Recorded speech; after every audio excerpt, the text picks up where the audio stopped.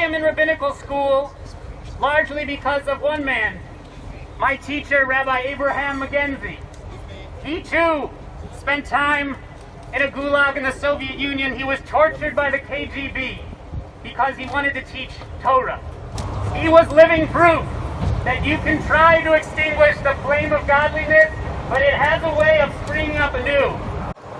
In the Haggadah, we say, "B'chol dor v'dor chayav adam lirot et atzmo ki'ilu hu yatsa miMitzrayim." That in every generation, we have to see ourselves as if we left Egypt, as if we were slaves in Egypt.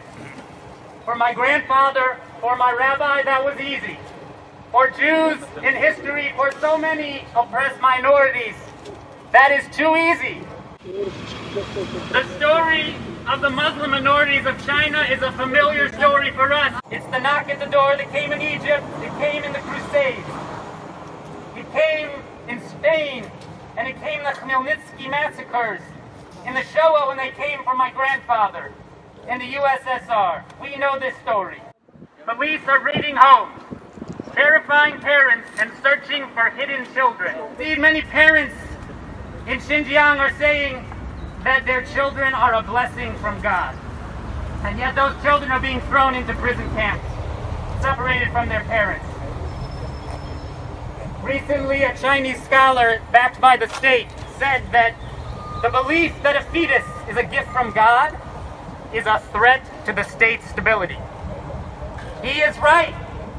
The belief that every child, every life is created in the image of God is a threat to the stability of a regime that believes that humans are numbers, that human rights are worthless, that individuality is a crime.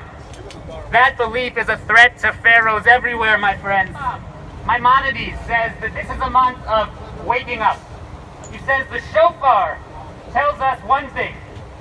You know what that is? Uru mishnatchem. He says, sleepers, wake up from your sleep. That's what the shofar is saying.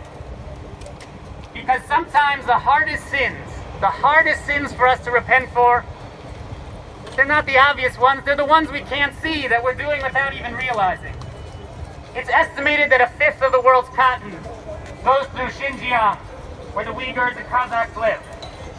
And how many of us right now are wearing cotton spun by Uyghur slaves, by Muslim slaves? It's so easy to close our eyes, to be asleep. So we have come here to say, Uru Yeshenim, wake up.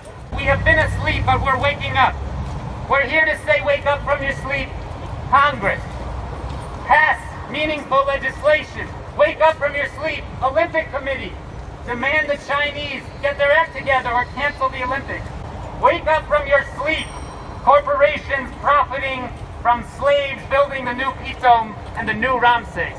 And wake up from your sleep, each one of us. Each of us who wears clothes, who votes, who has a conscience, who loves the oppressed because we were oppressed in the land of Egypt. Thank you.